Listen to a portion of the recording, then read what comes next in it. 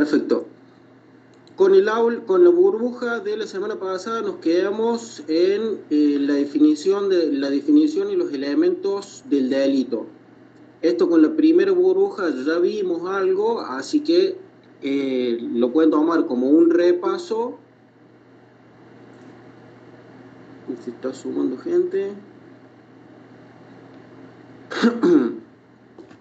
Lo pueden ir tomando como un repaso para ir evacuando dudas. Voy a tomar los primeros 10-15 minutos para tratar de, sigue sumando gente, para terminar de cerrar este tema, cosa que ya estemos hablando de lo mismo con ambas aulas. ¿Tá? Habíamos quedado que el delito, el Estado tenía la facultad para decidir cuándo un hecho era considerado como malo. Cuando el Estado consideraba que un hecho era malo, entonces lo establecía determinada categoría, le determinaba que era algo. Ese algo lo puede considerar como un delito. Dijimos que la definición de delito o los elementos del delito eran que el delito era típico, antijurídico, culpable. Exactamente. Exactamente. Dijimos que era una acción, que era un hecho, perdón, porque implicaba la exteriorización de un acto. Esa exteriorización de la voluntad a través de un acto podía consistir en un hacer o en un no hacer. Podía consistir en una actividad o una inactividad. Lo que importa es que se exteriorice la voluntad de una persona. Si no hay exteriorización de voluntad, entonces quedaría dentro de lo que se conoce como el ámbito de reserva. Esto es lo que establece el artículo 19, que las acciones privadas que de ningún modo afecten, etcétera, quedan librados de la voluntad de los exentos de los tribunales. ¿Tá? Entonces necesariamente tiene que haber la exteriorización de una voluntad. No puede quedarse un delito en el pensamiento de una persona, sino que es necesario que se exteriorice a través de un hecho, a través de una acción, o a través de una inacción, a través de una inactividad. Ahora bien, el segundo elemento que dijimos era la tipicidad, el tipo. Que el tipo es básicamente aquello que el Código Penal, por el principio de la legalidad, dijimos que todo hecho que sea considerado como delito necesariamente tiene que estar establecido en algún lado. Dijimos que ese algo era el Código Penal y tiene que estar establecido no solamente la conducta, sino que también tiene que estar establecida la pena. Si no está establecida la conducta o si está establecida la conducta y no la pena, no va a ser considerado como un delito, no se va a poder aplicar ningún tipo de sanción a esa conducta desplegada por una persona. Entonces, el tipo es lo que el Código Penal establece que una persona tiene que realizar. El que matare a otro. Es la descripción de la conducta que tiene que realizar una persona para que sea considerado delito. Es decir, la descripción de esa actividad o inactividad, la descripción de ese hecho, la descripción del primer elemento que tiene el delito, que es el hecho, la acción o la inacción. Si no está establecido, si no está tipificado, no va a ser un delito. Este era el segundo elemento, que es la tipicidad o el tipo. Dijimos que los delitos, que el tipo tenía dos tipos de características, valga la redundancia, tipo. Podía ser un elemento objetivo o un elemento subjetivo. El elemento objetivo del tipo es el que, donde se describe una situación, donde se describe una cosa, donde se describe un elemento, donde se describe algo que pueda ser comprobado, algo que sea exteriorizado y que se pueda comprobar a través de los sentidos. El que matare a otro. Una persona muerta, la vemos, la podemos tocar, la podemos comprobar a través de los sentidos. ¿Se entiende? Esta parte que había quedado un poco confuso en la burbuja anterior. elemento objetivo se describe alguna situación, algún hecho, algún objeto, algo que se puede comprender a través de los sentidos, a través de la vista, a través del tacto, a través del olfato, algo que se puede comprobar. En tanto que el elemento subjetivo del tipo es algo que depende de la situación anímica, algo que depende del interior de la persona que es la que está cometiendo el delito. ¿Tá? Cuando el Código Penal nos dice maliciosamente, por ejemplo, cuando nos dice tiene que tener una determinada intención, en ese caso no es algo que la intención nosotros la podamos ver o que la podamos tocar, no tocamos una intención. Cuando es algo malicioso no lo tocamos, no lo vemos, sino que depende pura y exclusivamente de la subjetividad del intelecto del autor. Esto es un tanto complejo, no voy a hacer tanto hincapié porque sería perder tiempo en algo que no es necesario que lo sepan, es algo un poquito más complejo para lo que tenemos que aprender en esta clase. O sea, en esta clase, en la materia, sí. ¿Se relaciona con el tema de dolo, culpa, ese tipo de elementos? En este caso no, porque estamos con el segundo elemento, que es la tipicidad, y no la culpabilidad, que es lo que se refiere. Tengo la costumbre de mirar a la cara y no a la cámara, entonces por eso bajo la vista. Entonces, estamos en el ámbito de la tipicidad y no de la culpabilidad, que es donde entra lo de la culpa, lo del dolo, lo de la preterintencionalidad, etc. En este caso, no. Sino que tiene que ver con el hecho punible, ya me voy a ir un poquito por las ramas, tiene que ver con el hecho punible y no con el reproche que se le hace a la persona. Para que se configure el tipo, por ejemplo, el homicidio criminis causa, el que comete un homicidio para facilitar algún otro delito. Claro, un robo, por ejemplo. Un robo, yo quiero entrar a una fábrica y para robar a la fábrica necesariamente tengo que matar al guardia, o para que no me descubran lo tengo que matar cuando termino de robar.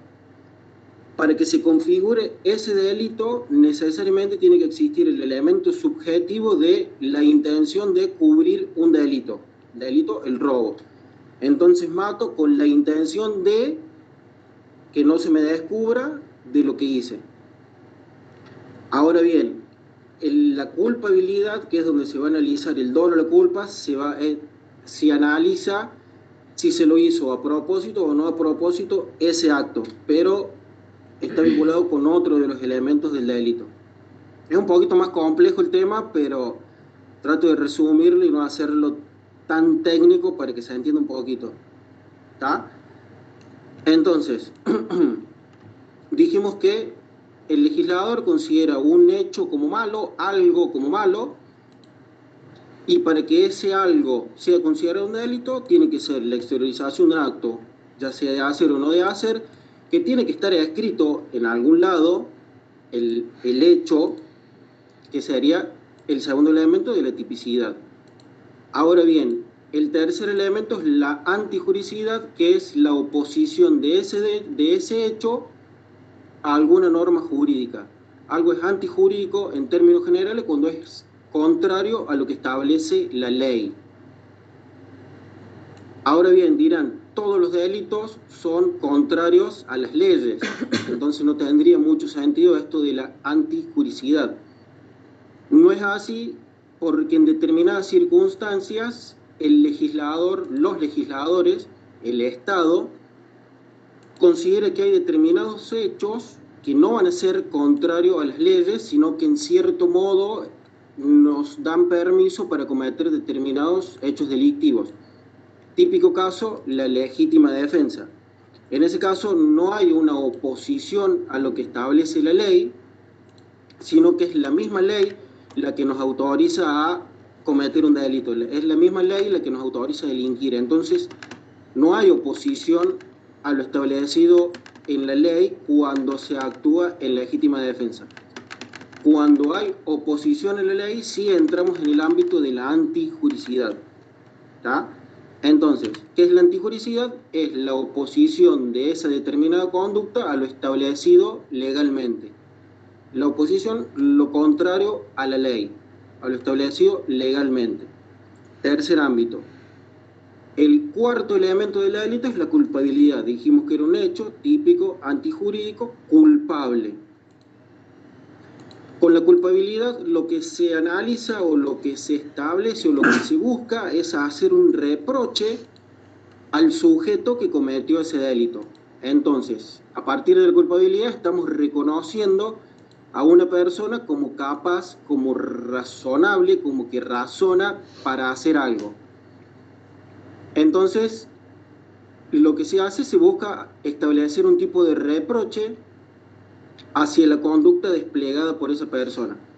Esa persona desplegó un hecho, ya sea de actividad o de inactividad, que está tipificado en algún lado, que está escrito en algún lado, que ese hecho va contra lo establecido en la ley, que es antijurídico, y lo que se busca con este cuarto elemento es decir, bueno, el reproche lo vamos a hacer según lo haya querido hacer a propósito o según lo haya querido hacer por una negligencia, por una imprudencia, por un descuido. Entonces acá es donde surgen los elementos, las partes de la culpabilidad, que dijimos que era el dolo, la culpa y se suma la preterintencionalidad. El dolo es cuando hay intención, cuando algo se hace a propósito, ¿tá? Sabiendo que algo está mal, lo hago. Tengo intenciones de hacer algo que está mal y teniendo las intenciones y sabiendo que está mal, lo hago. Tengo ganas de matar a alguien, agarro una pistola, le disparo, lo mato, con la intención de matarlo. La culpa, esto era el dolo. El dolo tiene dos elementos. En el apunte esto no sale con los nombres, sí sale como mezclado. Entonces, traten de tomar nota, después cuando lo lean le va a ser un poquito más fácil entenderlo porque es como que está un poquito mezclado esto del dolo. Tiene dos elementos el dolo, el elemento volitivo y el elemento intelectual. El elemento intelectual del dolo, tal como lo dice la palabra, queda en el intelecto de la persona. La persona sabe que algo está mal, ¿tá? Y sabe que eso que quiere hacer está mal. Yo sé que matar está mal. Yo sé que robar está mal. Pero lo tengo en el plano intelectual, en el plano de las ideas, en mi cabeza únicamente. No despliego todavía la actividad. Sería como en la conciencia, entonces, en la conciencia de la persona. Queda ahí, exactamente. Queda en el plano intelectual. El elemento volitivo es cuando eso que yo sé que está mal, lo pongo en la práctica, lo hago. ¿Tá? Entonces, uno queda en la cabeza, el otro en el plano ya de los hechos. Uno pienso y sé que está mal, en el otro lo hago. Necesariamente tienen que estar juntos estos dos elementos, porque si yo sé que algo está mal, si yo sé que matar está mal y sé que tengo ganas de matar a alguien, elemento intelectual, pero no mato, entonces no se me va a juzgar por esa idea que tuve. Ahora bien, si está únicamente el elemento volitivo, es decir, una muerte, en determinadas circunstancias tampoco se me va a juzgar si no está presente el elemento intelectual. Por ejemplo, el caso de los menores, que no comprenden la criminalidad del acto, entonces si un menor mata, no mata a título de dolo, sino que es un inimputable. Lo mismo que una persona que está disminuida en sus capacidades mentales. No tiene el elemento intelectual porque no puede razonar, porque no puede comprender que algo está mal. Entonces, necesariamente para que se dé el dolo, tienen que estar presentes estos dos elementos. En el plano intelectual, en el plano de la cabeza, y exteriorizarlo hacia el mundo. Hacer eso que yo sé que está mal. Entonces, el dolo es esto. Saber que algo está mal y lo hago. Con sus dos elementos.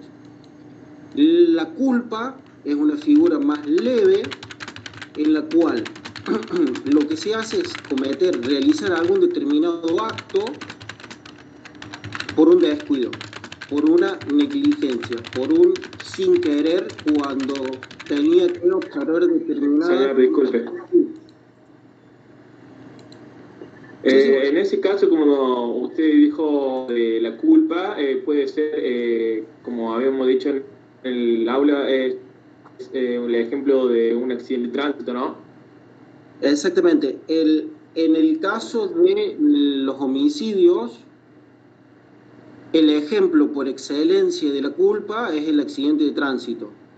Porque se comete un delito, una muerte, un homicidio, hablando, no, accidente de tránsito, muerte. Accidente de tránsito, se choca a alguien y se lo mata. En ese caso, cuando es accidente de tránsito, uno no tiene la intención de matar, sino que mata por un descuido, por una negligencia, ¿tá? Porque no observó las medidas de cuidado que tenía que observar al conducir, no tuvo un dominio sobre su conducido, sobre su vehículo, y por esa imprudencia, por esa negligencia, mató. Pero no mató porque quiso, no mató porque tenía la intención de matar. Distinto es el caso que pusimos en clase, que me roban, yo salgo con el auto buscando el ladrón y lo choco, pero ya ahí iba con la intención de matar, no iba conduciendo y por cruzar un semáforo en rojo maté a alguien.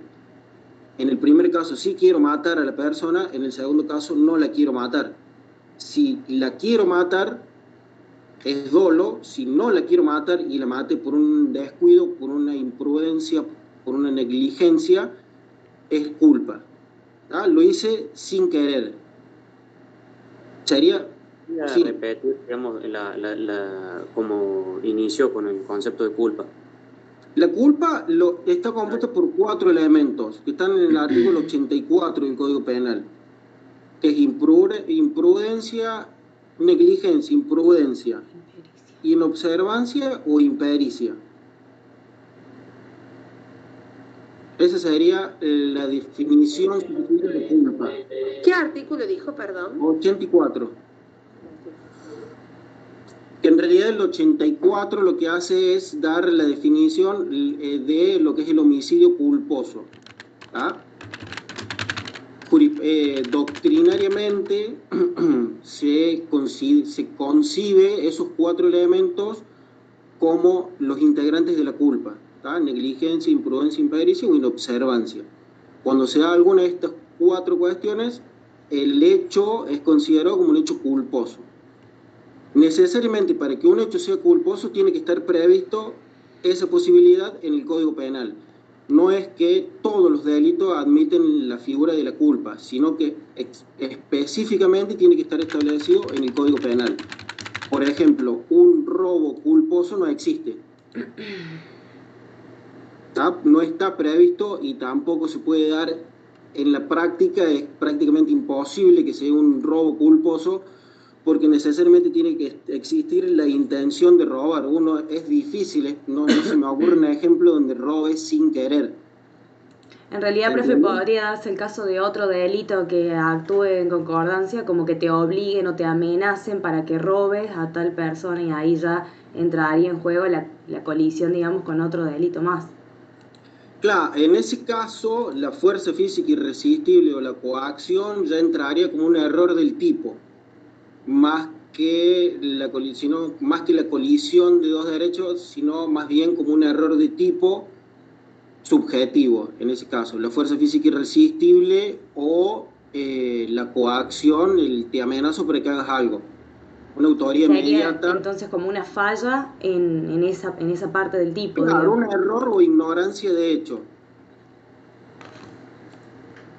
Bueno, entonces, y la tercera, entonces queda claro hasta acá lo que es el dolo y la culpa. A propósito, con la intención de hacer algo o hacer ese algo sin querer.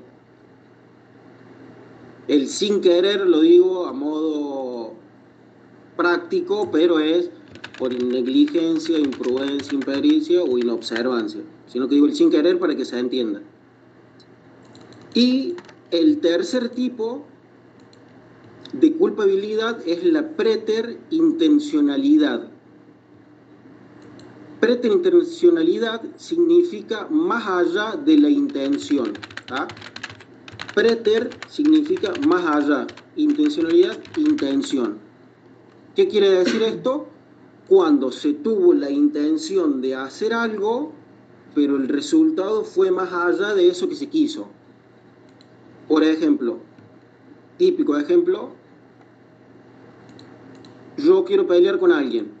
¿Sabes? Yo quiero pelear con Correa, pero yo quiero pelear únicamente.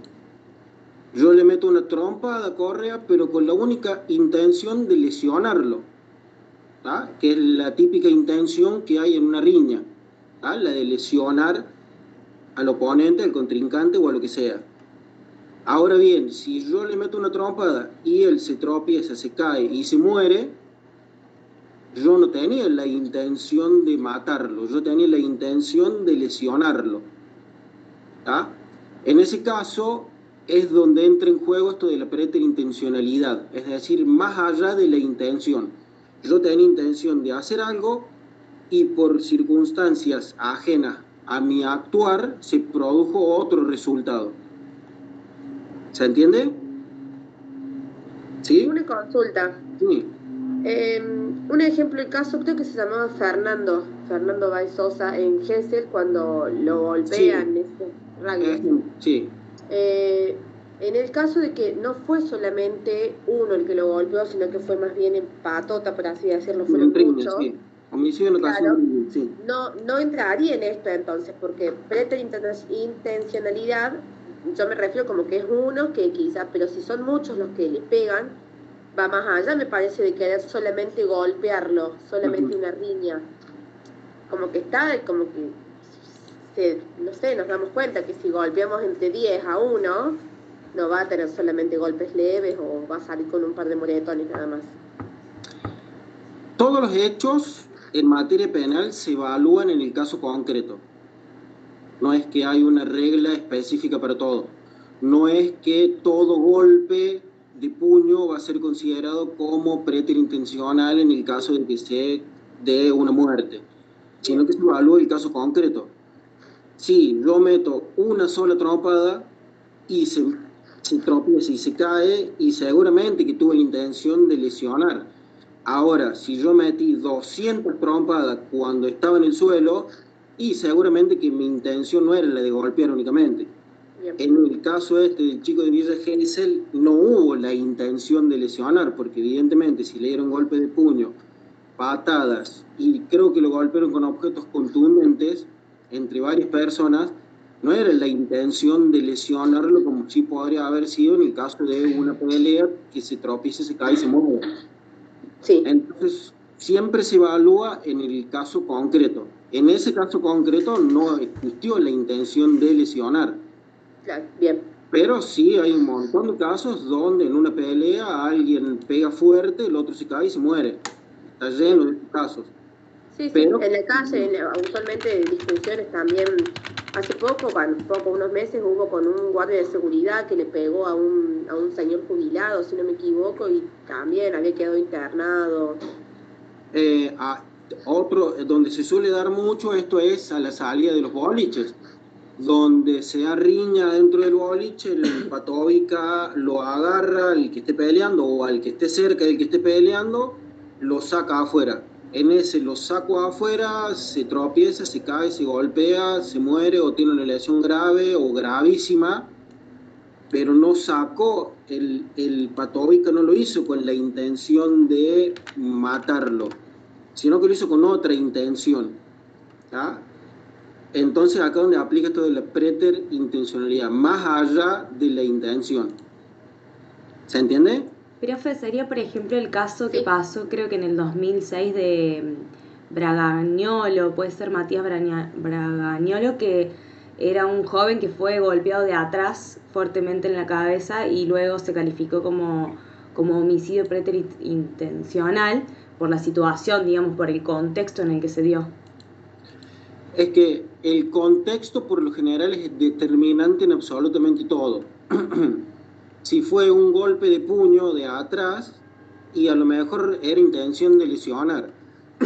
Ahora, si fue un golpe con un objeto contundente de atrás, y seguramente que no hubo intención de lesionar. Pero sí, en el 90% de los casos, un golpe de puño seguido de muerte es homicidio preterintencional, porque es muy difícil comprobar que con un golpe de puño se quiso matar a alguien. Es prácticamente imposible demostrar eso. ¿Va quedando hasta acá entonces?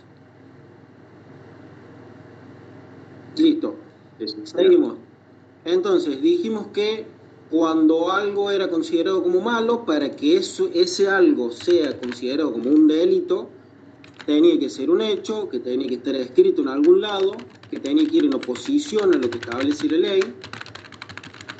Ese hecho se le va a reprochar a quien lo hizo a título de dolo, de culpa, de preterintencionalidad, según cuál haya sido el obrar o la intención de esa persona. Ahora bien, para que eso sea considerado un delito es necesario que se dé el quinto elemento, que es el de la imputabilidad, el de la punibilidad. ¿Qué quiere decir esto? Que el ser humano tiene que ser capaz para poder entender que su conducta podía lesionar los derechos de otra persona, y que a pesar de ser capaz y de comprender de que podía lesionar el derecho de otra persona, lo hizo lo mismo. ¿Ah? Por eso es que quien no tuvo la comprensión en la criminalidad del acto, quien no comprendió lo que estaba haciendo, no va a ser punible. El típico caso de los menores, o los que están establecidos en el artículo 34 del Código Penal, los inimputables. Una persona es inimputable cuando no pudo comprender lo que estaba haciendo, cuando no pudo comprender que su actuar iba a lesionar los derechos de otra persona. Eso es... ¿Prende el micrófono a alguien? Bueno, eso sería la imputabilidad así a grandes rasgos, poder comprender la criminalidad de un acto y dirigir sus acciones para lograr eso. ¿Ya? Cuando no es capaz de comprender la criminalidad del acto, no es capaz de dirigir sus acciones, no va a ser punible, no va a ser considerado como un delito eso que hizo.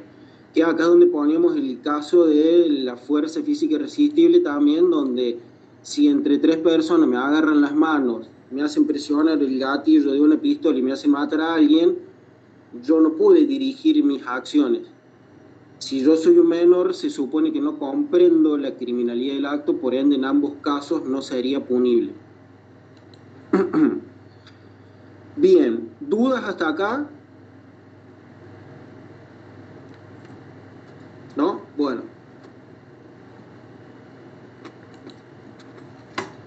En el apunte, ustedes después van a ver que hay una serie de... que establece cuáles son las participaciones en el que puede llegar a tener uno, la participación, perdón, que puede llegar a tener uno en la comisión de un hecho delictivo. ¿Tá? Cuando uno actúa a modo de autor, de coautor, de partícipe necesario, de partícipe no necesario, de encubridor o de instigador. No es algo que sea fundamental o trascendental para que lo sepan,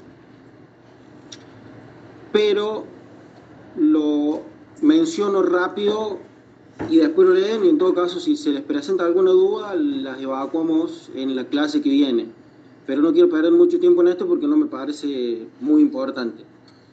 Autor es la persona que realiza la conducta que está establecida en el Código Penal. El que mata es otro, el que mata, autor. Coautor es aquella persona que participa de igual modo que el autor. ¿Ah? Autor, coautor, dos autores. Partícipe necesario, aquella persona, de todo esto que yo les estoy diciendo está bien aclarado en el apunte, por eso no me detengo tanto. Partícipe necesario es aquella persona que de no haber participado en el hecho no se podría haber llevado a cabo. Por ejemplo, el campana en robo en un banco, el campana que está esperando o avisando cuando venga la policía. ¿Tá? De no estar presente el campana, seguramente que el hecho no se podría haber llevado a cabo. Partícipe necesario. El partícipe no necesario es toda persona que puede colaborar de algún modo en la ejecución del hecho.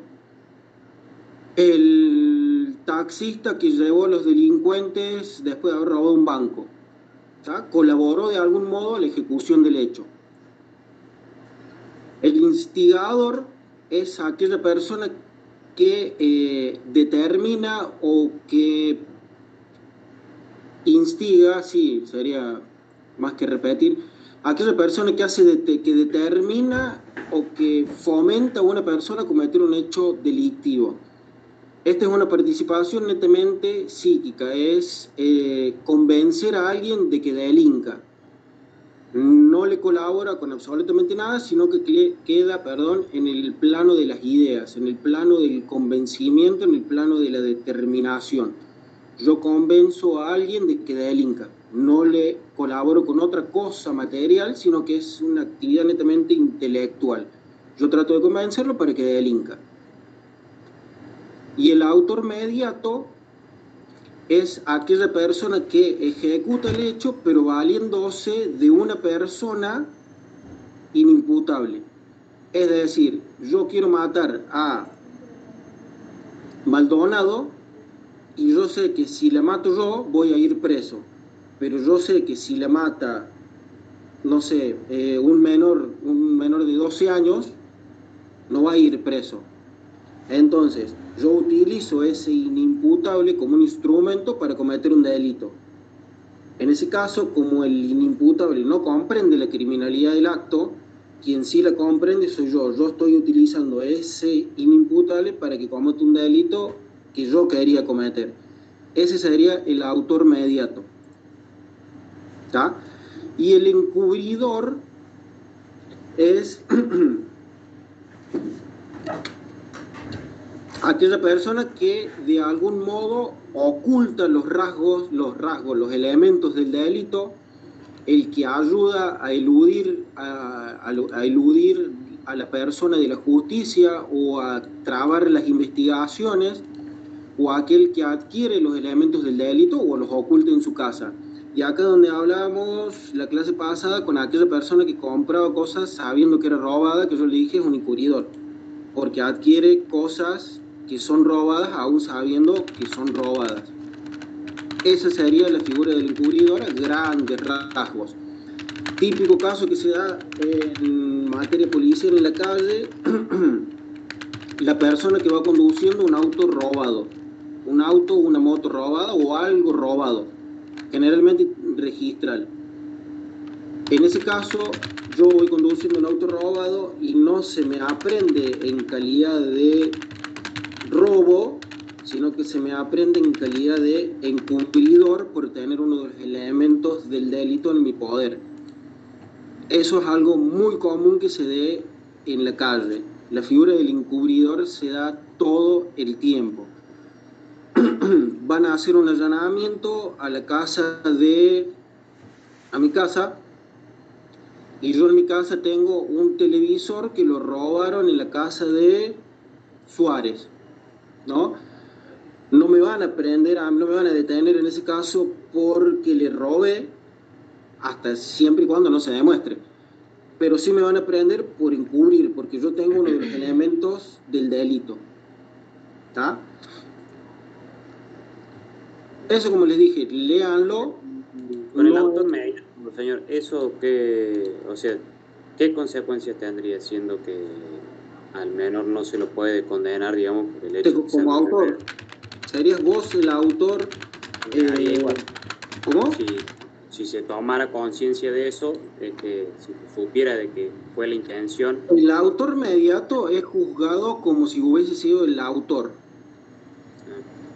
¿Está? Porque lo que se evalúa en esto del autor mediato es que en realidad se está llevando a cabo el delito que uno quiso.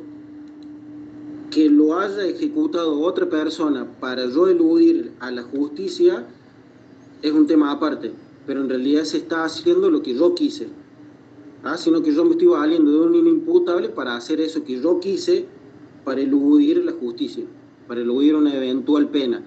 Si no, todo el mundo utilizaría a menores para cometer delitos y así quedar excluido de cualquier tipo de sanción. Por ejemplo, ¿tá? Todo el mundo saldría a robar con menores o mandaría a robar a menores si después no tendría ningún tipo de consecuencia. ¿Se entiende?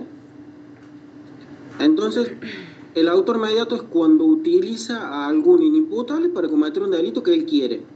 ¿Qué pena se le aplica? La misma como si fuese un autor, como si fuese el autor principal. ¿Ah? Ahora bien, hay varias figuras que están en el apunte que no las vamos a ver por una cuestión de falta de tiempo, que incluso no sé si, creo que les había comentado que ni siquiera nosotros sabemos del tiempo que disponemos. Teóricamente, la primera nota de un primer parcial la tendríamos que haber tenido el 4 de junio, estamos a 14 y seguimos en la nada misma. Entonces yo por ahí trato de ir reduciendo un poco de temas porque me dijeron de que era una materia trimestral o cuatrimestral, no lo sé. Y tampoco ninguno de los docentes sabemos con qué tiempo contamos efectivamente. Entonces por ahí hago hincapié en las cosas que considero importantes y el resto, si nos queda tiempo, las vemos en otra oportunidad. Sino que hay cosas que no quiero dejar de lado porque son fundamentales que las sepan. Dentro de los delitos en particular que tenemos que ver, en el apunte figuran robo, hurto, homicidio y delitos contra la administración pública. Los primeros que le mencioné, no considero importante que lo sepan por el simple hecho de que, estando ustedes en la calle, no son quienes se van a encargar de determinar cuándo un hecho es un robo, cuándo un hecho es un hurto, cuándo un hecho es un robo calificado, cuándo es un hurto calificado. ¿Ah? Sí, léanlo ustedes como para que tengan una idea, pero ustedes actuando como policía el día de mañana en la calle y no se van a poner a evaluar si es un robo calificado, si es un hurto calificado, si lo que sea. Van a actuar independientemente de la calificación legal que le corresponda a ese hecho. Sí me parece importante que sepan cuáles son los delitos que nosotros como futuros, que nosotros como funcionarios públicos podemos cometer. ¿Ah? Que eso no es algo común que se lo expliquen o no es algo común con lo que se vayan a topar el día de mañana. ¿Ah? Entonces por eso, y que en el apunte sí lo vi que está muy mal desarrollado. Entonces en esto sí le voy a pedir que me presten atención a lo que le voy a ir diciendo para evitar confusiones.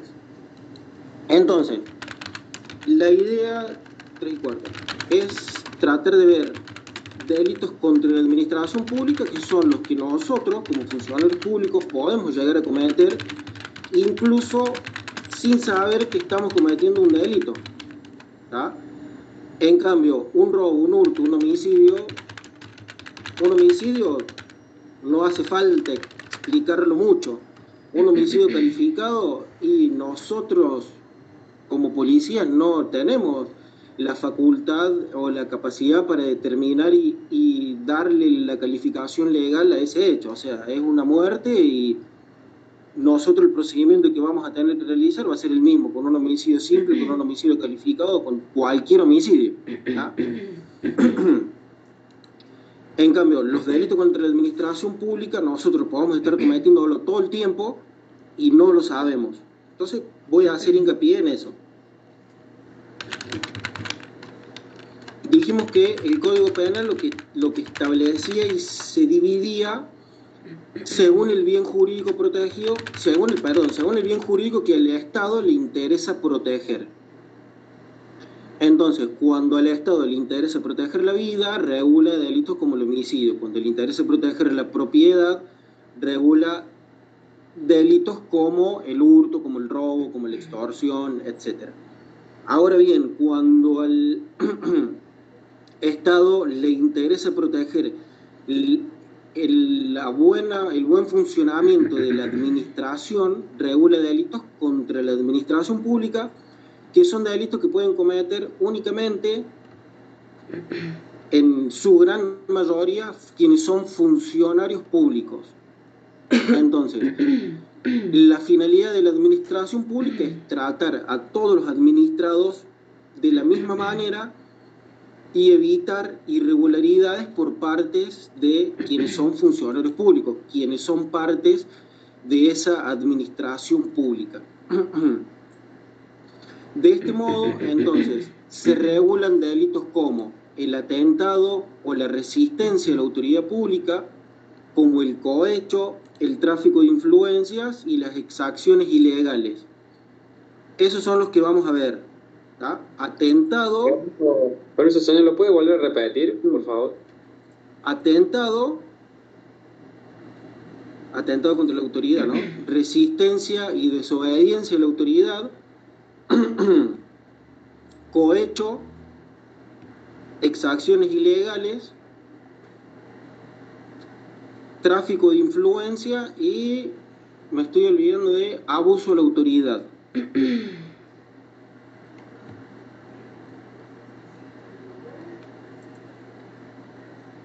Bien.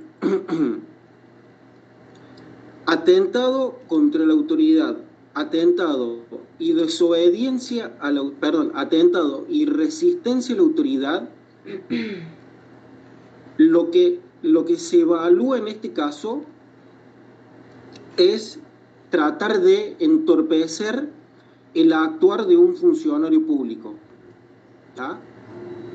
Entonces, una persona quiere que un funcionario público haga o deje de hacer algo.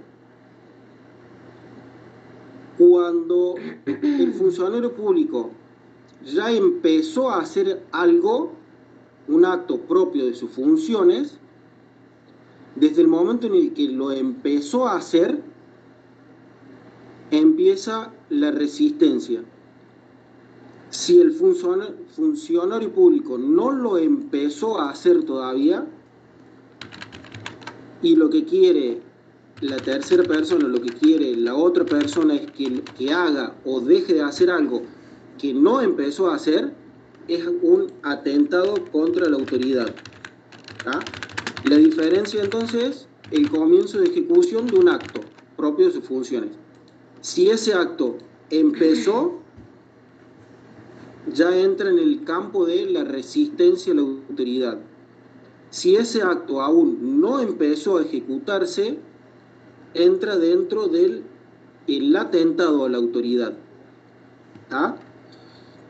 Entonces, si yo estoy en el móvil, me bajo, controlo a alguien o quiero controlar a alguien y ese alguien empieza a tratar de evitar o mediante con cualquier acto eludir ese acto que yo ya empecé a realizar, se trata de una resistencia. Porque ya empecé... ¿Cómo? Disculpe, señor, ¿puede darse en un acto, por ejemplo, de extorsión? ¿Cómo en un acto de extorsión?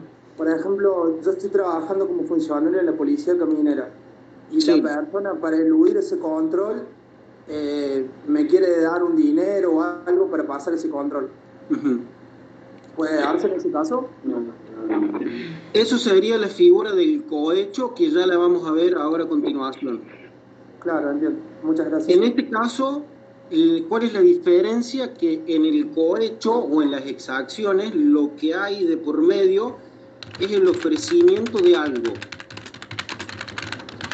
En la resistencia y el atentado no hay ofrecimiento de algo, sino que hay intimidación o fuerza. Son las características del atentado y la resistencia. Intimidación o fuerza. No hay el ofrecimiento de algo pecuniario por lo general, como sí lo hay en el cohecho y en la exacción. ¿Tá? En el atentado y en la resistencia hay intimidación o fuerza. Yo trato de impedir de que vos, policía, hagas algo, ya sea intimidándote mediante violencia psicológica, si me controlas voy a matar a tu hijo, por ejemplo, que sería una amenaza, pero para que entiendan. Perdón, profe, puede ser también cuando quieren llevarse detenido a alguien que la familia usualmente no quiere, que se interponen. El típico ejemplo de resistencia a la autoridad es ese. Mediante fuerza, es decir, a la fuerza. Cuando la familia o la misma persona que uno quiere aprender se resiste, emplea fuerza para impedir que el funcionario público haga algo. ¿Ah? Si yo quiero prender a alguien y viene cualquier persona y mediante el empleo de fuerza, golpe de puño, empujón, que te agarre la ropa o cualquier exteriorización de una fuerza, cuando el acto empezó a ejecutarse es resistencia a la autoridad, porque está empleando intimidación o fuerza para evitar que se ejecute algún acto propio en sus funciones. Bien, una consulta. Hay uno de los artículos que habla sobre atentado y resistencia, tiene incisos, no me acuerdo cuál es, y habla cuando se realiza un acto en despoblado. Sí. ¿Me puede decir qué es despoblado? Por lo general, todos los despoblados son calificantes de las figuras básicas. Cuando uno habla de hurto, cuando uno habla de robo, también es calificante el despoblado. Porque despoblado es donde no hay gente, generalmente en zonas urbanas. La finalidad de calificar el despoblado es por la falta de protección que tiene algo. Cuando una casa está en el medio del campo, no tiene la misma protección que la puede llegar a tener en un centro urbano. Cuando un funcionario público está en el medio de la nada y la posibilidad de defensa que tiene está mucho más reducida que si estuviera en un centro urbano. ¿Tá? Pero el despoblado básicamente hace referencia a centros rurales donde la falta de protección es lo que prima. ¿Se entiende? Sí. Bien. Entonces, básicamente es esta la diferencia entre atentado y resistencia. La desobediencia a la autoridad es cuando cualquier persona, valga la redundancia, desobedece una orden emanada de algún funcionario público. Donde esto lo van a ver de manera muy común ante las violaciones de las... se me fue el nombre. De las restricciones que les ponen ante un vínculo, ante a una pareja, uno de ellos con una restricción, esa restricción es una orden judicial. Cuando a quien le ponen esa restricción no la cumple, está incurriendo en el delito de desobediencia a la autoridad, porque no está cumpliendo una orden emanada de una autoridad en ejercicio de sus funciones. Entonces, ese es el típico caso de desobediencia a la autoridad, cuando desobedece a un funcionario en ejercicio de sus funciones. En la práctica, hay situaciones en las cuales uno como policía da órdenes, ¿tá?, que sin llegar a ser resistencia entren en el ámbito de la desobediencia. En el caso este de que se está prendiendo a alguien, se acerca a la familia y uno como funcionario le dice no se acerque para no entorpezca el procedimiento, le está impartiendo una orden a la familia de esa persona, familia, amigos o a quien sea. Cuando no obedece esa orden, todo esto siempre tiene que ser órdenes en ejercicio de las funciones y tienen que ser órdenes que se encuentren respaldadas legalmente. O sea, no es que uno da cualquier orden, sino que tiene que ser siempre dentro de lo legal. En ese caso, también se está desobedeciendo a un funcionario público. En los hechos, no se lleva prendido absolutamente a nadie por esta figura, pero porque es desconocida también. ¿Ya? Uno cuando se acerca a la familia de alguna persona que se está por aprender porque participó en la comisión de un hecho delictivo y se le imparte alguna directiva o alguna orden a la familia para evitar que entorpezca el procedimiento y la familia no lo cumple, digo familia, amigos, vecinos o quien sea, y esa gente no obedece con la orden que emana del funcionario público y queda ahí en la nada siempre, porque no se cuenta con todas las herramientas legales para saber que eso está dándose la comisión de un hecho de carácter delictivo. Bien, y ahora sí, los delitos contra la administración pública por excelencia, que es acá donde entra en juego esto de las dádivas, el ofrecimiento de algo. Son dos grandes figuras que modifican según cuál sea la posición que tome el funcionario público. Tenemos por un lado el cohecho y por otro lado las exacciones ilegales. El cohecho es cuando una persona le ofrece algo al funcionario público para que haga o deje de hacer algo relativo a sus funciones. Las exacciones ilegales es cuando el funcionario público es quien pide algo para hacerlo o dejar de hacer algo que esté vinculado con sus funciones.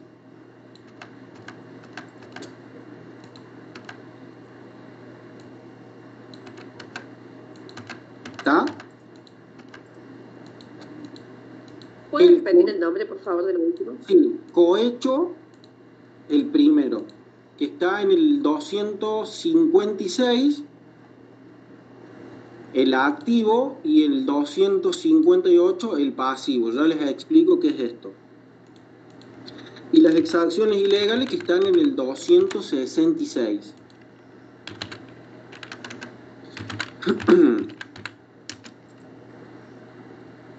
¿Cómo dijo el último, señor? Exacciones ilegales.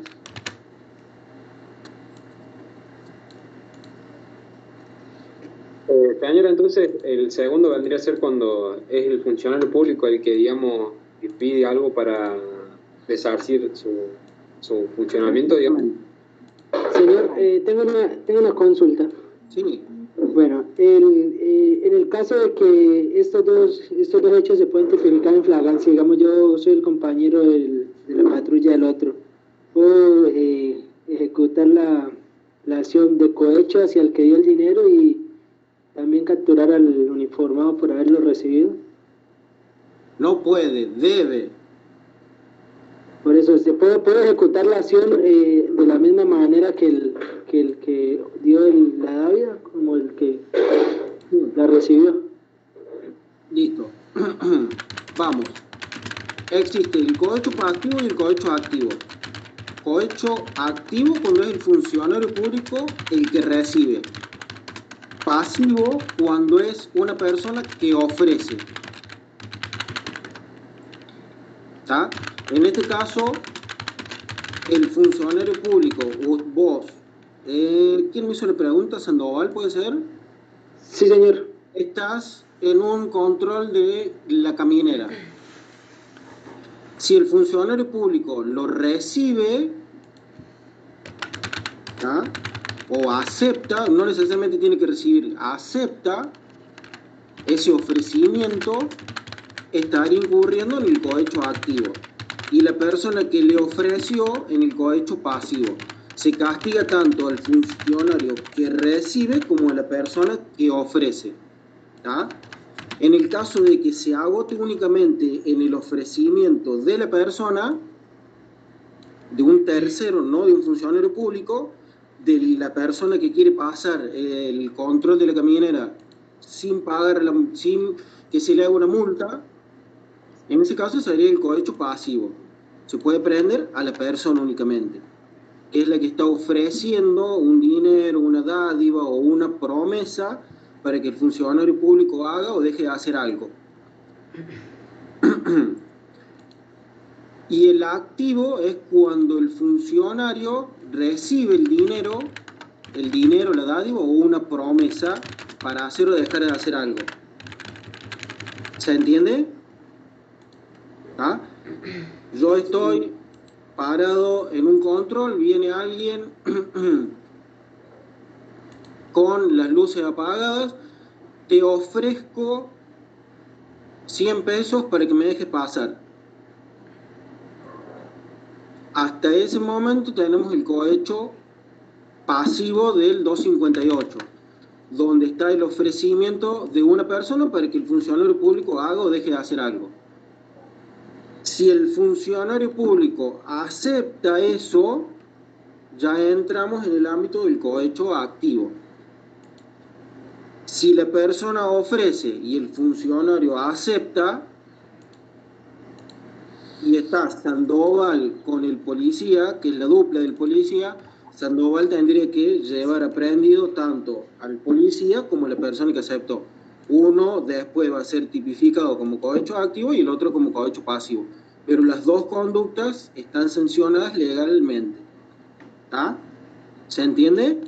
Sí, señor. Perfecto. Sí, señor. Sí, señor. Permiso, señor. Quisiera Sí. hacer una consulta. Sí. Con respecto al tema que se está tratando ahora en este momento, en Sí. cuanto a términos de pasivo y activo, ¿en la resistencia y atentado también se puede dar de la misma forma? No, porque en la resistencia y en el atentado, a ver, no existe la figura de resistencia pasiva o activa. Sí existe sujeto activo y pasivo en la resistencia y en el atentado. ¿Cuál es la diferencia? Se podría dar en el caso de que quien se resista sea funcionario público también. Si quien no se resiste no es funcionario público, no existiría esto de activo o de pasivo. ¿Se entiende? Sí, señor. Bueno, ¿Cómo? Yo no entendí. en la figura del cohecho, ¿tá? Tenemos establecido legalmente la figura del cohecho activo y la figura del cohecho pasivo. ¿Tá? Son dos figuras legales, así como existe la figura del robo, como existe la figura del hurto, como existe la figura del homicidio, existe el cohecho activo y existe el cohecho pasivo. ¿Está? ¿Hasta ahí sí? Sí, sí. En la resistencia y en el atentado no existe establecido legalmente el atentado pasivo y el atentado activo, sino que existe únicamente el atentado contra la autoridad. Lo que sí existe tanto en el atentado como en cualquier delito son sujetos activos y sujetos pasivos de un hecho delictivo. ¿Tá? Sujeto activo es quien comete el delito, sujeto pasivo es quien sufre el delito. ¿Y sí? ¿Me seguía hasta ahí? Sí, sí. Listo. Entonces, lo que podría modificarse eventualmente en un atentado o en una resistencia a la autoridad sería el sujeto activo o el sujeto pasivo. Vos, como funcionario público, serías sujeto pasivo cuando quien se resiste es cualquier persona. Sujeto activo dijimos que era el que cometía el delito. Vos estás parado en un control policial y viene Pepito el pistolero, se te resiste, no se deja controlar, te pega o se quiere huir de alguna forma. Vos serías el sujeto pasivo y Pepito, que es quien comete el delito, sería el sujeto activo. Ahora bien, si Pepito es un funcionario público, ya ahí cambiaría el tipo de sujeto por la investidura que tiene quien se está resistiendo. Pero como figura legal no existe la resistencia pasiva o activa como si existe el cohecho o el cohecho. ¿Se entendió? ¿Sí? Perfecto. Entonces, cohecho dijimos que era cuando el funcionario público recibe algo para hacer algo relativo a su función. ¿Ah? La exacción ilegal que estaba en el 266, dijimos, esto no sale en el apunte. Es cuando el funcionario público es el que solicita, pide o exige algo. ¿Ah? En el cohecho,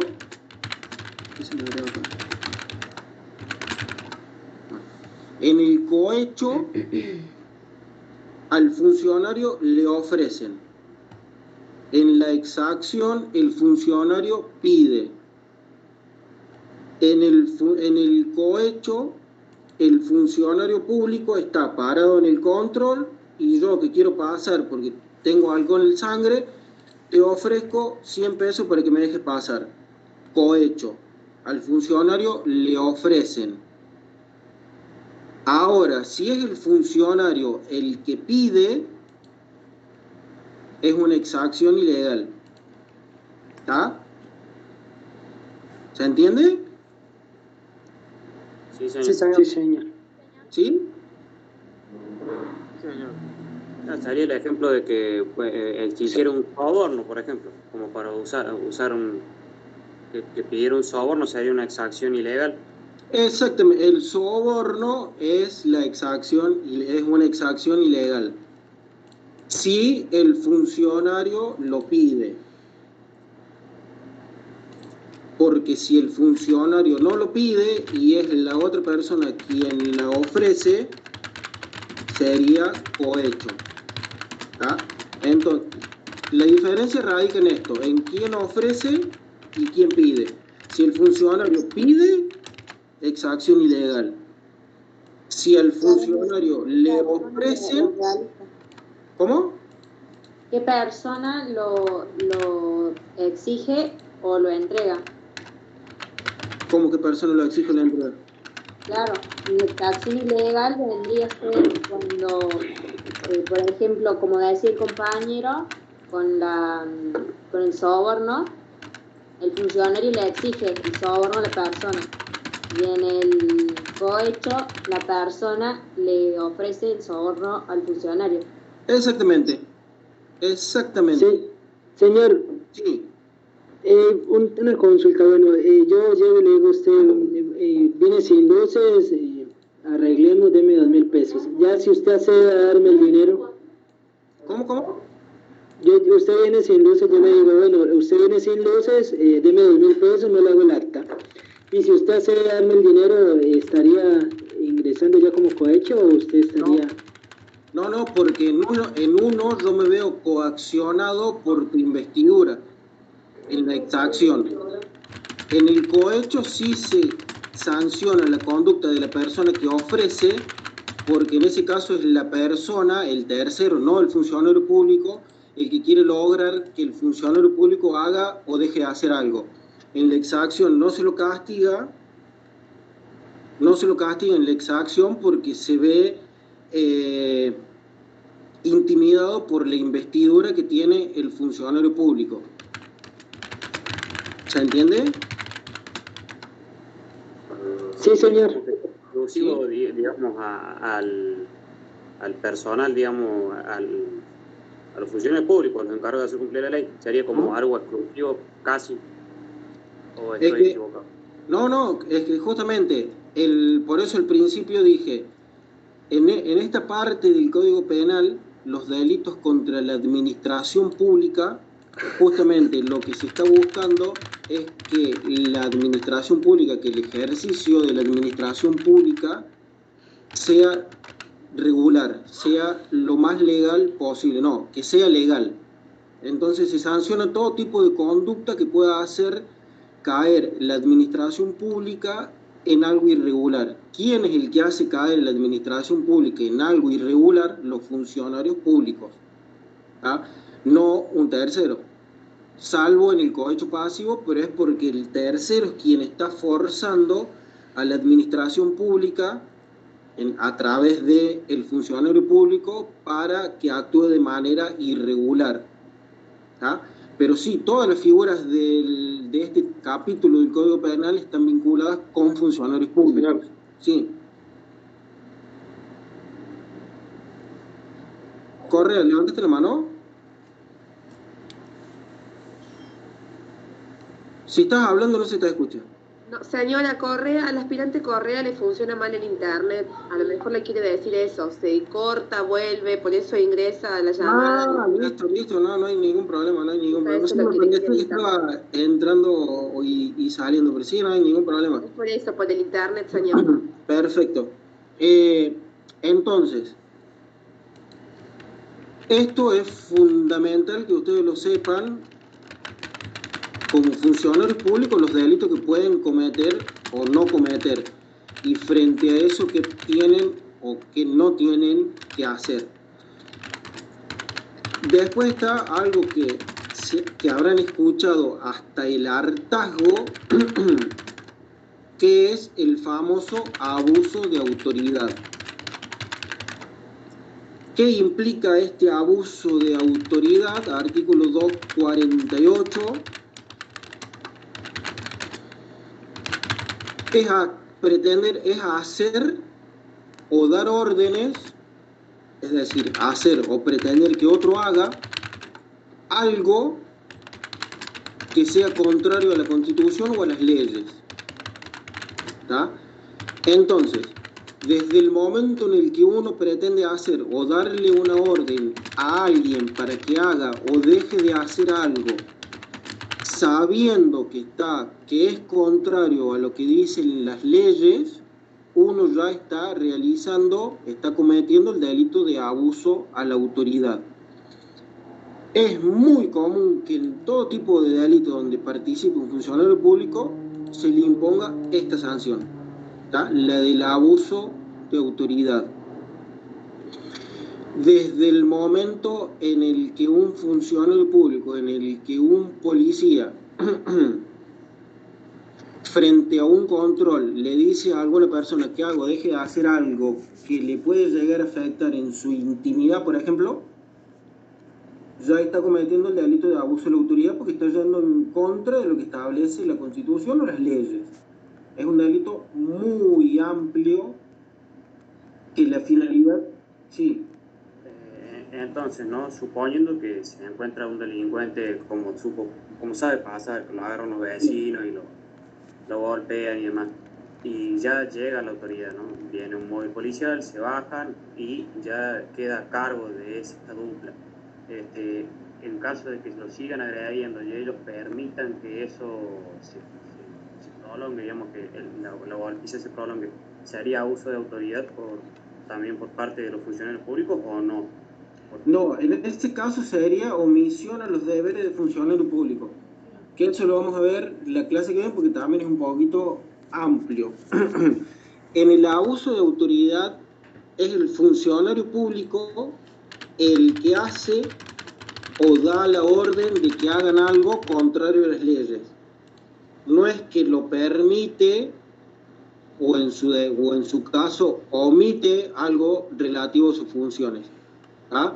Si el funcionario público es quien dice péguenle, ahí sí sería abuso de autoridad, porque ahí fue cuando él dio una orden contraria a las leyes o a la Constitución. ¿Ah? Si llegó, miró, hizo nada, en realidad está omitiendo sus deberes como funcionario público, pero no está dando una orden. ¿Se entiende? ¿Sí o no? ¿Seguro? Sí, sí. Tener un caso que también en varias ocasiones ha pasado, por ejemplo, en que los funcionarios actúan junto con ladrones, o por ejemplo que los funcionarios le dicen tal casa va a estar desocupada, pueden ir a robar a esa casa. ¿Puede ser algo así? Perdón, pero no te escuché bien.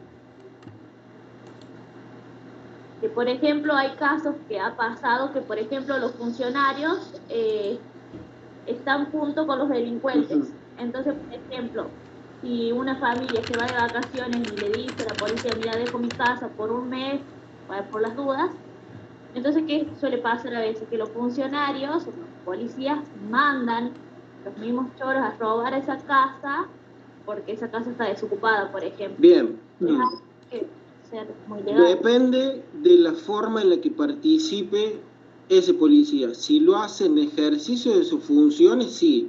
O sea, si llegó a conocimiento de él en su investidura de funcionario público, sí le podría caer esa figura. Ahora, si lo hace de manera independiente, es decir, yo me pongo de acuerdo con Pepito y salimos a robar al azar, en ese caso no, porque no lo hace en ejercicio de sus funciones, sino que lo hace actuando de manera independiente, no como parte integrante de la administración pública, sino como parte de su vida privada. ¿Se entiende? Bueno. Y finalmente, la última figura que vamos a ver es la del tráfico de influencias. Esto es algo también muy común que se da y que prácticamente son muy pocos que saben que están incurriendo en algo que está mal. Tráfico de influencia es cuando alguien ofrece algo, ¿tá?, para hacer o dejar hacer algo que esté relativo, ofrece algo para que una persona haga valer su influencia, su investidura, para lograr hacer o dejar de hacer algo, ¿tá? Por ejemplo, yo lo conozco al jefe de policía, ¿tá? Pongamos otro ejemplo fuera de la policía. Yo lo conozco al director del registro civil, ¿no? Yo necesito una partida de nacimiento de manera urgente, ¿no? Yo ofrezco dinero a alguien del registro civil para obtener más rápido esa partida de nacimiento que cualquier otra persona. En ese caso, la persona, a través de la influencia que tiene, a través de la investidura que tiene, va a tener la posibilidad de hacerlo de manera más rápida o más lenta porque está dentro de ese ámbito, ¿tá? Distinto sería el caso de que si voy yo conocido del director del registro civil a que si va cualquier otro hijo del señor, y seguramente no va a obtener los mismos resultados por esto de el contacto que tiene con el director del registro civil. ¿Se entiende? Sí, señor. Disculpe. Sí. ¿Ese delito tiene semejanzas al cohecho? ¿Tiene semejanzas al cohecho? Tiene semejanza, la diferencia es la investidura, la influencia que puede ejercer la otra persona sobre el funcionario público. En el cohecho no es necesario que sea una persona influyente sobre el funcionario público. En el tráfico de influencias sí es necesario que sea una persona influyente, que pueda modificar el actuar del funcionario público por su investidura. Si está un funcionario público, si está un policía parado en control vehicular y viene y le dice yo lo conozco al fiscal tanto,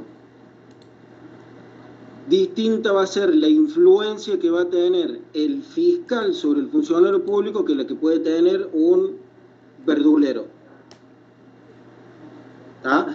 Entonces, seguramente que el funcionario se va a ver más influenciado, más intimidado por la figura de un fiscal, por la figura de un juez, por la figura de un director, por la figura de alguien que tenga influencia, que por la figura de cualquier otra persona.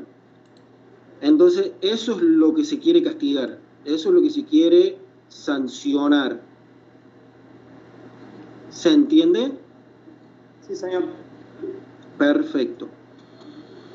Entonces, resumiendo, ¿qué me interesa que sepan? Fundamentalmente lo del cohecho, lo de las exacciones ilegales, que dentro, a ver, aclaración al margen,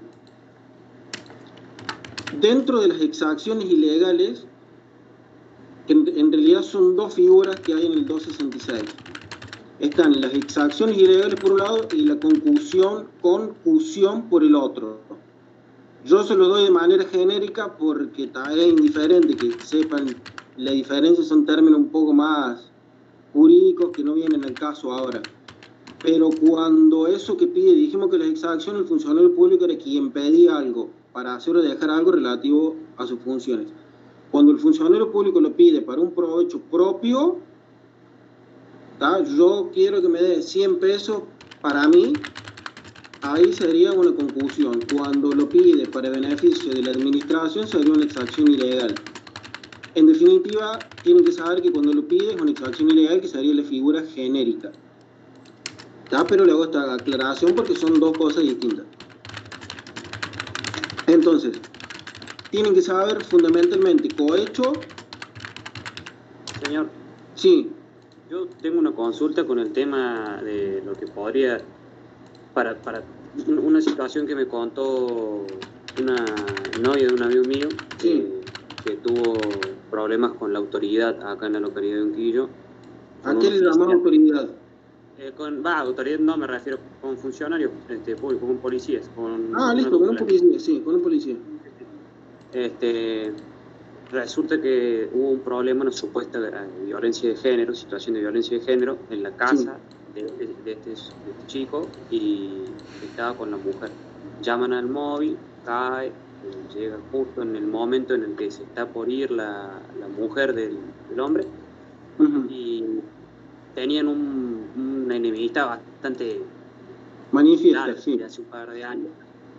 Y este oficial le pide permiso para ingresar a la propiedad a la chica, y el hombre, la pareja, estaba con ataques de nervios, como de ira, tirando cosas, rompiendo. Entonces ella le permite ingresar, y él, cuando ingresa, diciendo que lo iba a calmar, va y le agarra las trompadas, se trenzan, y bueno, resulta que el dueño de la casa cae al piso con convulsiones, lo golpearon, todo, y se lo llevan detenido por violencia de género. Cuestión que todavía está preso y no se sabe si va a salir, pero yo lo que quería preguntar es el tema de la acción del policía, porque está bien, capaz que lo dejó ingresar a la propiedad, pero supuestamente el hombre lo agredió estaba ahí, y justamente por eso lo golpearon, pero para dejarlo convulsionando. Eso quería preguntarle a usted, ¿cómo sería ahí? ¿Cómo sería qué cosa? Claro, o sea, a lo que se refiere con los temas de delito y todo, en el tema de funcionarios públicos. Bien. ¿Qué tipo de delitos puede ver usted, digamos? El 90% de la policía trata de justificar su mal accionar. Yo les dije que yo también soy del cuerpo de seguridad. O sea, no soy profesional, soy del cuerpo de seguridad y también sé cómo se maneja la parte de seguridad, valga la redundancia. El 90%, y que es algo que tiene que cambiar inevitablemente. El 90% de la policía trata de justificar sus abusos a través de la figura de la resistencia a la autoridad. ¿Ah? Partamos de ahí. Siempre que hay un abuso policial, se busca justificarlo con esto que te digo de la resistencia. Entonces, a través del me pegaste, intento justificar el te pego. ¿Ah? Después, en el 90% de los casos, no hay proporcionalidad entre la eventual resistencia por parte de la persona y ante la eventual respuesta del policía, sino que quien se resiste termina siendo más afectado que el resistido, es decir, que el funcionario policial. Esto que vos lo que mencionas es algo muy común, todos sabemos que es muy común y que esto queda en ustedes, en nosotros y en cada uno de los que sabemos que esto está mal, en cambiarlo, ¿ah? Porque la imagen que tiene la sociedad no es para con nosotros de manera individual, sino que es con la policía. Estas prácticas, gracias a Dios, no son tan recurrentes, pero lamentablemente siguen ocurriendo.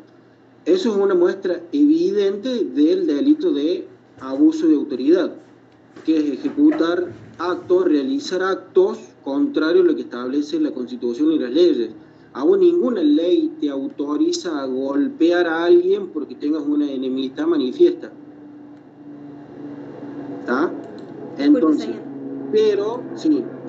Justamente, bueno, a la mayoría, por lo menos al aula 5 Bruja 2, creo que a todos, nos dieron un trabajo con un video en el que se podía ver el abuso de la autoridad y ese efectivo policial lesiona a un masculino que había sido controlado minutos antes.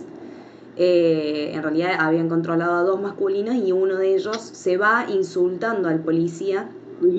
Y este efectivo policial lo golpea en la cabeza, se da la cabeza contra la pared y cae al piso y lo esposa.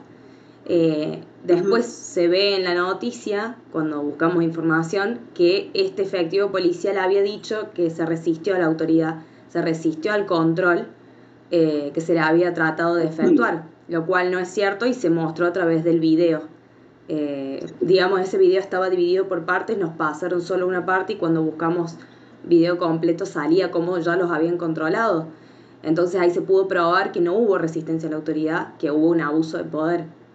Exactamente. ¿Qué sucede?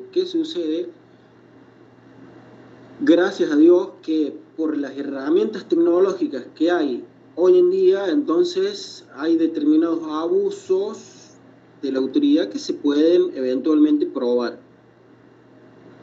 Esto no sucedía hace 10 años atrás. Entonces son prácticas que lamentablemente se siguen dando, gracias a Dios no tan habitualmente, en donde todo mal actuar se lo trata de justificar a través de esto de la resistencia. El tema es que ese mal actuar, tratando de justificarlo por una resistencia, después termina en un abuso, en una omisión en los deberes funcionarios públicos y en una inhabilitación perpetua para el funcionario público que abusó de su autoridad, que es una de las sanciones que tiene justamente el abuso de autoridad. Y sí, es muy recurrente, como le digo, gracias a Dios al día de hoy no lo es tanto como sí lo era años atrás, pero se sigue implementando esto de justificar el mal accionar a través de una resistencia a la autoridad. ¿Que no se tiene que hacer? No. Y en el caso particular que mencionaba Calderó, es una muestra del abuso de autoridad, de la comisión de ese delito, ¿tá? Porque nada te autoriza, por más que te autoricen a pasar al domicilio, te autorizan a pasar al domicilio, no a golpear a alguien. Nadie te autoriza, ninguna ley te autoriza a golpear porque tengas enemistad con alguien, ¿tá? Y lo de violencia de género es, no creo que lo hayan llevado aprendido por violencia de género, sino fue la mujer la que lo denunció. Pero va más allá del tema analizado, esto es algo aparte. Pero sí, es un típico caso de abuso de la autoridad ese. Listo, señor. Para sacarme la duda si había algún otro tipo de delito por parte, era para aprender a reconocer más que todo. Sí, es que hay otros delitos. Si lo lesionó, hay lesiones de por medio. ¿Tá? Pero dentro de lo que hemos visto, delitos contra la administración pública se circunscribe a esto del abuso de la autoridad. Cohecho no, porque dudo de que la mujer le haya ofrecido dinero al policía para que le pegue. Pero si la mujer le dijo, te ofrezco 100 pesos para que le pegues, y capaz que haya cohecho pasivo por parte de la señora. ¿Ah? Pero dudo que haya sucedido eso. ¿Ah? ¿Alguna otra duda? El video ese que les pasaron es de un caso estadounidense, de un negro, de un hombre negro. No, señores, de Córdoba. Pasó hace poco, relativamente. Y justamente estábamos viendo el tema de la policía digamos, tradicional y de tolerancia cero. O sea, digamos, la consigna era identificar qué tipo de policía veíamos en ese actuar. Y no solo actuó mal quien golpeó, sino el resto de los efectivos policiales, porque no hicieron nada, miraron la situación nada más.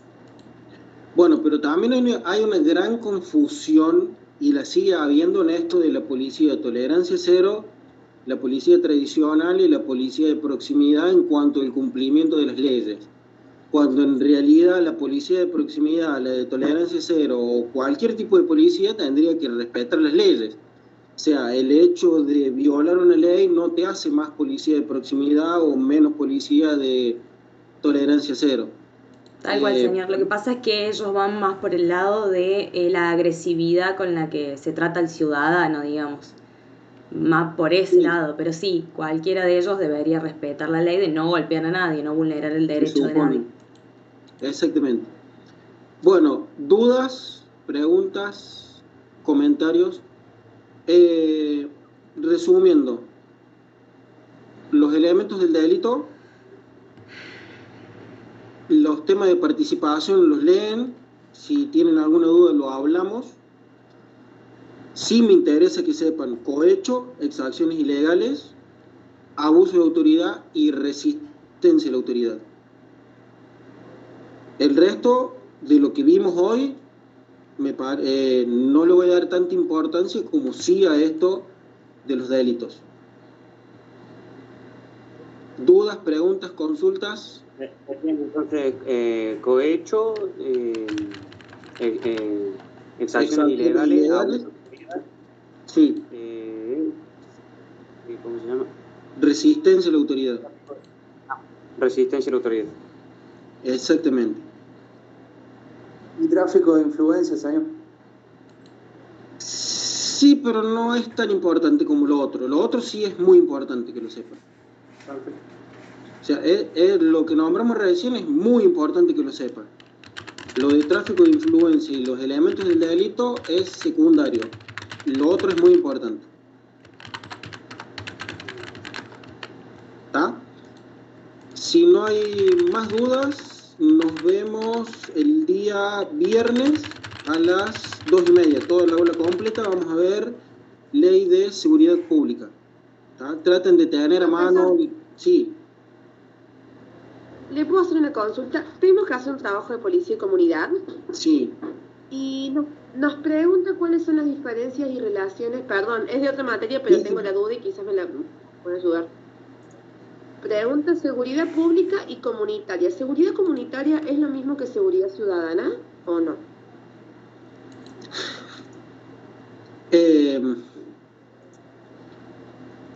Porque nunca habíamos visto con este profesor seguridad comunitaria. Sí, estábamos hablando de seguridad ciudadana y ahora me sorprendo con un cuestionario donde me habla de seguridad comunitaria y no sé si son sinónimos o es otra cosa. En principio, por todo lo que dicen los manuales, seguridad ciudadana y comunitaria es lo mismo. Ah, bien. De hecho, si nos circunscribimos únicamente a lo que está legislado, es seguridad pública y seguridad ciudadana. Todo lo que tenga que ver con otro tipo de terminología ya quedaría criterio de el profesor o de quien lo dé a la materia o en base al manual que se base. Pero el legislado es únicamente seguridad pública, Estado, seguridad ciudadana, población. Seguridad comunitaria, en principio, tendría que ser lo mismo que seguridad ciudadana porque no está en ningún lado de manera objetiva. Claro, porque él a un punto dice eso, cuáles son las diferencias y relaciones entre seguridad pública y comunitaria, y después otro punto nos pregunta, elabore un concepto de seguridad comunitaria y ciudadana. No, y en ese caso lo está denotando como sinónimos. Claro, ok, perfecto. Porque si no, yo interpreto que en base a la pregunta, si lo diferenciaría comunitaria y ciudadana, y diría, defínase o elabora un concepto de seguridad ciudadana y de seguridad comunitaria. Pero si dice seguridad comunitaria y ciudadana, yo lo interpreto, la consigno como que es lo mismo. Bueno, de hecho, disculpe, señor, en el manual aparece de esa materia aparece justamente seguridad pública, luego seguridad humana y luego seguridad comunitaria, en donde se analiza todo de manera igual a lo que veníamos viendo de seguridad ciudadana. Digamos que en el de introducción es lo mismo. Por eso digo que en el de introducción, por eso dije según el profesor y según el manual que les den. Claro. Pero objetivamente, legalmente, el que esté legislado es pública y ciudadana, nada más. No existen otros subtipos que van a depender, como te digo, en el de introducción figura como lo mismo. Pero de ahí a lo mejor en otra materia que dice, no, son 7 seguridades en base a... Yo me refería al manual de policía y comunidad, salen ahí iguales, como que es lo mismo bueno, que ciudad. En el de introducción también sale igual. Pero no sé qué hay en los otros manuales, por eso digo, depende del manual, del profesor. Pero en principio es lo mismo. Bueno, muchas gracias. Por favor, si no hay más dudas, nos excedemos media hora. Nos vemos el día viernes, 2:30. Les paso el link a los mismos que se lo pasé hoy, así se pueden conectar. ¿Perfecto? Que tengan buena semana, seguramente van a estudiar todos los días. Nos vemos el día viernes. Que anden bien.